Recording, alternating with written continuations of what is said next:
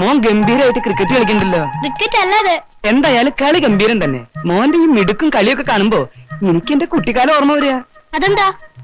ഇതുപോലെ തന്നെയായിരുന്നു ഞാനും. അന്നത്തെ കളി കള്ളനും പോലീസും കളിക്കില്ല. അമ്മാവൻ ഒറ്റയ്ക്ക് കള്ളൻ, അപ്പുറത്തുള്ളവര് മുഴുവനും പോലീസുകാര്. എല്ലാ കളിയിലും കള്ളം പോലീസുകാർ ഇടിച്ചു വീഴ്ത്തും. അറിയോ?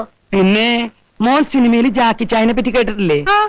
അതേപോലെ അമ്മാവനും സ്റ്റണ്ട് ചെയ്യും. നമുക്ക് കളിക്കാം. കളിക്കാം. മോൻ ഇങ്ങനെ തിരിഞ്ഞു നിൽക്ക്. അമ്മാവൻ ഇടിക്കുന്ന പോലെ കാണിക്കുള്ളൂ, മേല് കൊള്ളില്ല കേട്ടാ. മേല് കൊണ്ടില്ലല്ലോ. ഇല്ല. ഇനി ഇതുപോലെ തന്നെ വന്ന് നിൽക്ക്. അതുപോലെ തന്നെ വീഴണം. അയ്യോ, ഞാൻ ഇടിക്കാം. ഓ, ഞാൻ വീഴാം. ഞാൻ വീഴാം.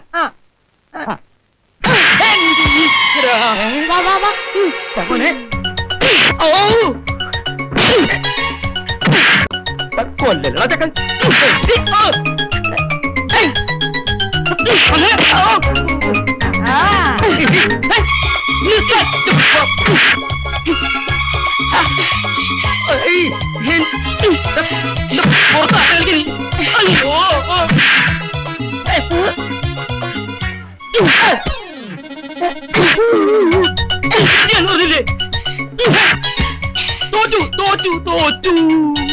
ഇത് നല്ല കളി, എന്നും കളിക്കാം. മരണം വരെ കളിക്കാടാ. അയ്യോ,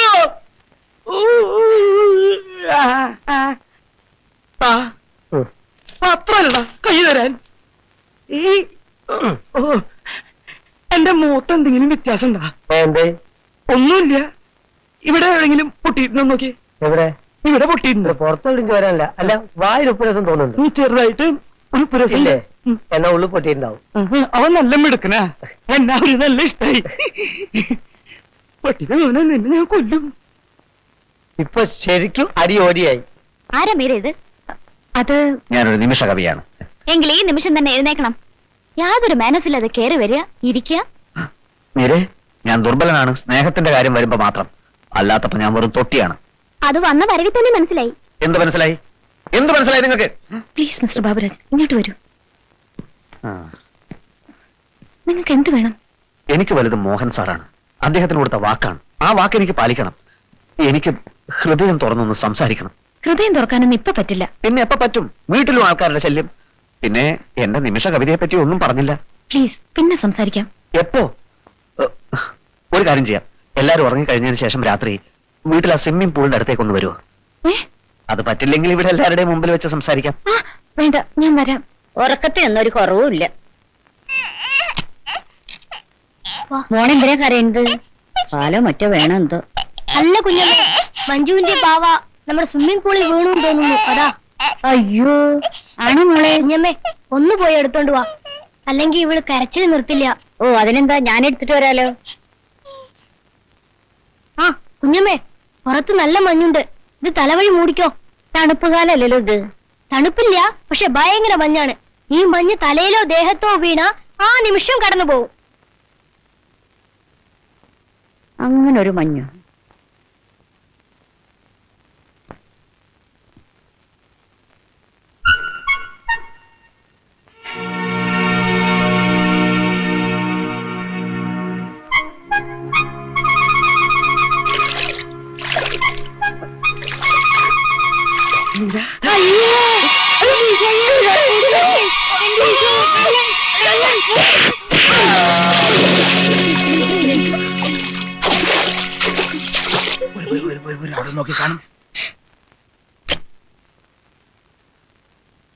എന്തായി? സംഗതി കുളമായി. എന്ത്? കുളത്തിൽ വീണു കുളമായി. നമുക്കൊരു കാര്യം ചെയ്യാം. നേരിട്ട് സംസാരിച്ച് ഇംപ്രസ് ചെയ്യാൻ നീ പോരാ. ഹൃദയദ്രവീകരണ ശക്തിയുള്ള ഒരു കത്തെഴുതി അവൾക്ക് കൊടുക്കാം. അതെന്ത് കത്താണ്? ഞാനെഴുതി തരാം. അപ്പൊ അച്ഛൻ എല്ലാ പരിപാടിയും അറിയാല്ലേ?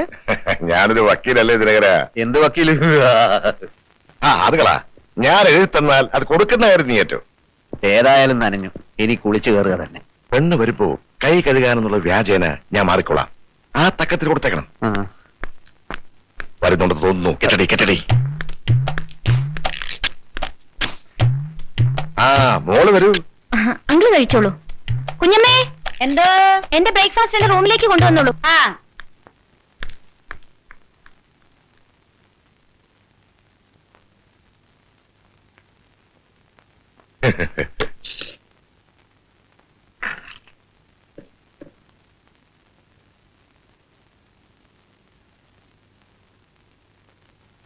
ഇനി ഒന്നും നോക്കാറില്ല. കത്ത് ദോശക്കടയിലേക്ക് കയറ്റിക്കോ. കത്ത് ദോശക്കടയിലേക്ക് കയറ്റിക്കോ.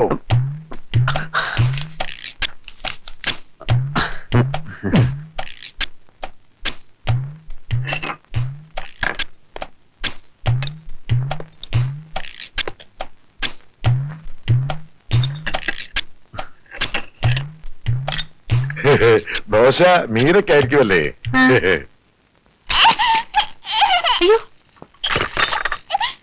അയ്യോ എന്റെ മോള് വീണോ? പോട്ടെ പോട്ടെ പോട്ടെ.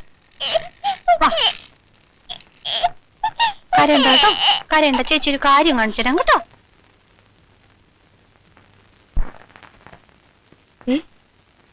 ഇതാരാ ഇവിടെ കൊണ്ടുവച്ചേ? ഓ, നമ്മൾ ഡൈനിങ് ടേബിളിൽ ഇരിക്കുന്ന ഇഷ്ടമല്ലായിരിക്കും. വിശന്നിട്ട് ഞാനിതൊന്ന് കഴിക്കട്ടെ. ഇതൊക്കെ എന്തിനാ ഇങ്ങോട്ട് കൊണ്ടുവന്നത്? നിങ്ങൾ കഴിച്ചില്ലേ? കഴിച്ചെന്ന് വരുത്തി. ആ വേലക്കാരി തള്ളയുടെ മോന്ത കാണുമ്പോ വയറ് നിറച്ച് കഴിക്കാൻ തോന്നുന്നില്ല. ഇതും കൂടി ഞാൻ കഴിക്കട്ടെ?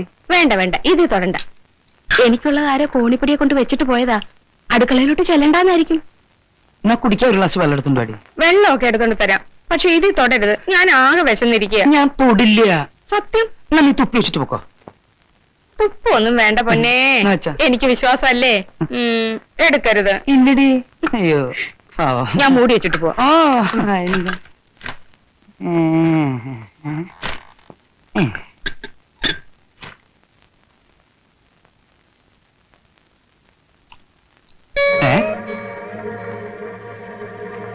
ഇതെന്താ ഇതിലൊരു എഴുത്ത്? എന്റെ ഓമ വിധി കേൾക്കാൻ കാത്തു നിൽക്കുന്ന ഒന്നാം പ്രതിയെ പോലെ എന്റെ ഹൃദയം പെരുമ്പറ കൊട്ടുകയാണ്. പറയൂ, വിധി പറയൂ. എന്നെ ഇഷ്ടമാണ് എന്നായിരിക്കണം ആ വിധി. ഇഷ്ടമല്ല എന്ന് പറഞ്ഞാൽ ഞാൻ തളർന്നു പോവും. എനിക്കറിയാം, എന്റെ ഹൃദയേശ്വരിയും ഞാനുമായുള്ള ബന്ധത്തിനെതിരെ ശബ്ദമുയർത്താനും വാദങ്ങൾ ഉന്നയിക്കാനും തൽപര കക്ഷികൾ നിരവധി ഉണ്ടെന്ന്. ഈ കക്ഷികൾ നമ്മുടെ ശത്രുക്കളാണ്. അതുകൊണ്ട് ഭവതിയുടെ ഹൃദയമാകുന്ന സുപ്രീം കോർട്ടിൽ ഞാൻ സമർപ്പിക്കുകയാണ് ഈ പ്രേമഹർജി. എത്രയും പെട്ടെന്ന് നമ്മൾ ഒന്നായി തീരാൻ ദയവുണ്ടാവണം. പറയൂ, ഇനിയെങ്കിലും വിധി പറയൂ എന്ന് ഭവതിയുടെ പ്രേമഭിക്ഷന്തേ. രണ്ട് കാലമാടന്മാരും കൂടെ അങ്ങ് വെട്ടി വിഴുങ്ങ. ഇതെന്നു മുതൽ തുടങ്ങി? വളരെ കൊല്ലങ്ങളായോ? എന്താ ചോദിക്കുന്നത്?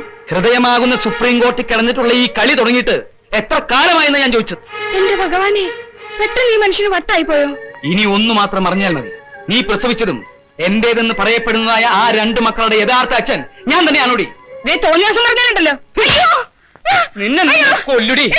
ഞാൻ പല വീട്ടിലും കേട്ടു. എന്റെ വീട്ടിലാ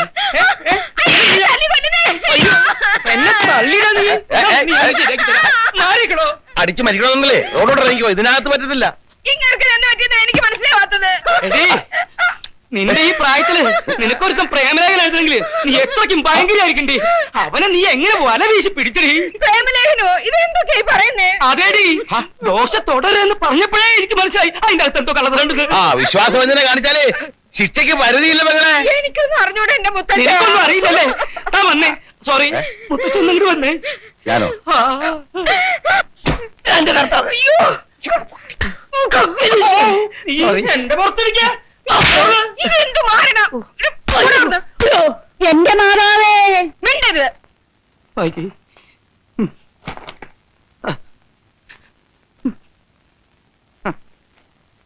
മനസ്സിലായി. എന്ത് മനസ്സിലായി? ഇത് എഴുതിയത് ആരാണെന്ന് മനസ്സിലായി. ഓ, എങ്കിൽ പറഞ്ഞതാ, ഞാൻ ഇപ്പൊ തന്നെ പോയി അവന്റെ കഥ കഴിക്കും. കഥയൊന്നും കഴിക്കണ്ട, നിർബന്ധമാണ് അവന്റെ ഇടി കൊടുത്തരും. ഓക്കെ. ആരാ? ഇതൊരു വക്കീൽ എഴുതിയ പ്രേമലേഖനമാ. വിധിയും കോട്ടും കണ്ടില്ലേ? ഉവ്വ്. ഏത് വക്കീൽ? പുറത്തുനിന്നൊരു വക്കീൽ തന്റെ ഭാര്യയ്ക്ക് കത്തെഴുതുമെന്ന് ഞാൻ വിചാരിക്കുന്നില്ല. എന്ന് വെച്ചാൽ? ഓ, അത് ശരി. അവൻ എടാ വക്കീലേ, ആരാ ഇവിടുത്തെ പ്രേമഭിക്ഷാന്തേ? നിന്റെ പ്രേമഹർജി എന്റെ ഭാര്യയുടെ അടുത്താ? അയ്യോ, അതൊക്കെ അവരുടെ കയ്യിലെത്തി. അപ്പൊ നീ തന്നെയാണ് എന്റെ അടല്ലേ? നിനക്ക് എന്നെ മനസ്സിലായില്ല. അയ്യോ എന്റെ അമ്മോ അടിച്ച കൈ ഒടിക്കച്ച. അല്ല വക്കീൽ സാറേ, എന്റെ അമ്മോ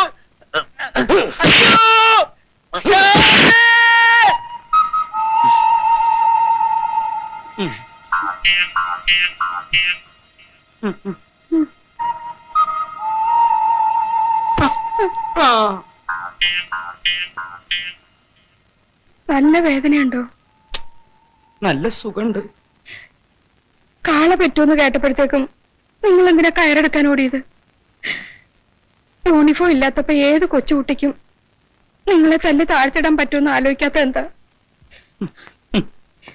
ഞാൻ എന്തു കുറ്റം ചെയ്തിട്ടാ നിരപരാധിയായി എന്നെ നിങ്ങൾ തല്ലിയത്? നിരപരാധികളെ തല്ലുന്നത് നിങ്ങൾ പോലീസുകാരുടെ പതിവാക്കി എടുത്തിരിക്കുകയാണോ? ശാന്തേ, എന്റെ വലത് കൈ എനിക്ക് ഇപ്പോഴും പൊക്കാം. ആ, ഇതാ കുഴപ്പം. ആ പൊണ്ണത്തടിയും ഗോതമ്പ് ദോശയ്ക്കടിയിൽ ഒരു കത്ത് വെച്ച ഉടനെ ഞാനങ്ങ് മയങ്ങി പോകുന്നു നിങ്ങൾ കരുതിയോ?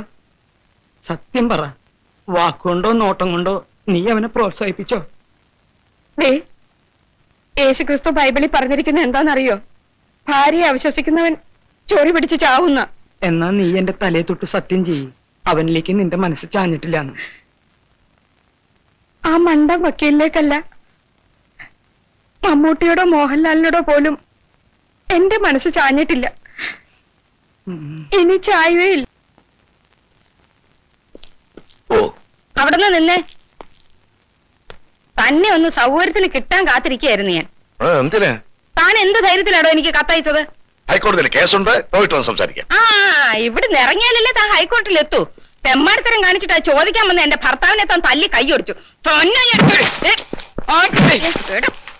വക്കീല്, ഇന്നെ ഒരു പ്രേമലേഖനം വയസ്സുകാലത്ത് നീ എനിക്ക്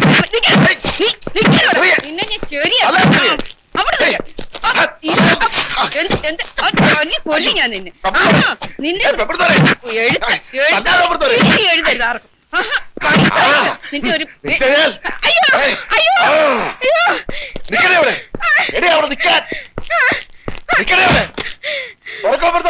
കഥ തുറക്കാനാ പറഞ്ഞത്. അയ്യോ,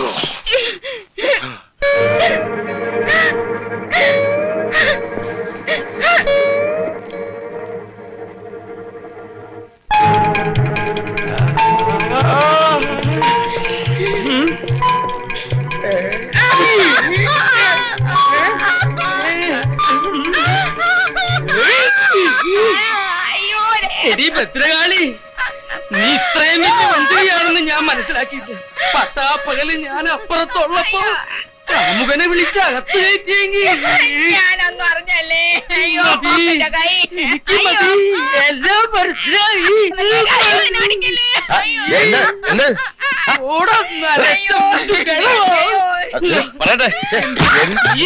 എന്താ നീ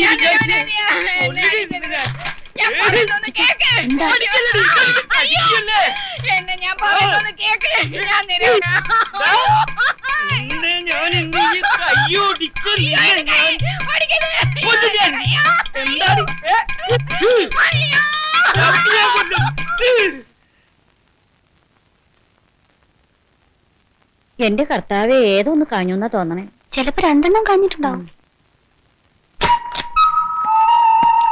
എന്റെ മാതാവേ, മിണ്ടരുത്. തൃപ്തിയായില്ലേ? താൻ എവിടത്തെ മുത്തച്ഛനാടോ? ഒരു വീടിന്റെ നാഥനാവുമ്പോ എല്ലാവരിലും വേണം ഒരു കണ്ണ്. ഇവിടുത്തെ തോന്നിവാസികളെ നിയന്ത്രിക്കാൻ പറ്റിയില്ലെങ്കിൽ താൻ എവിടുത്തെ മത്തച്ഛനാടോ? താൻ ഇതിനെ അനുഭവിക്കണോ? നോക്കിക്കോ. എന്റെ കൈക്ക് ശക്തി ഉണ്ടായിരുന്നെങ്കിൽ തന്റെ കരണ കുറ്റിയടിച്ച് ഞാൻ ഉത്സവപ്പുറമ്പാക്കിയാലേ. എന്നെ തല്ലിക്കൊന്നാലും വേണ്ടില്ല. നീ പോടി. സത്യം നിങ്ങളൊന്ന് മനസ്സിലാക്കണം. സത്യം ഞാൻ നേരിട്ട് മനസ്സിലാക്കടി. അയ്യോ, നീ അവന്റെ കൂടെ പോയി പുറത്തോ. അയ്യോ, അങ്ങനെ പറയല്ലേ. വക്കീലിന്റെ കൂടെ പോയി പുറത്തോളാം. ദൈവദോഷം പറയരുത്. ദൈവദോഷം പറയണേ. മോഹൻലാലിനെ കണ്ടാളകില്ല, മമ്മൂട്ടിയെ കണ്ടാളകില്ല. നിന്നെ എനിക്ക് മനസ്സിലായിടി.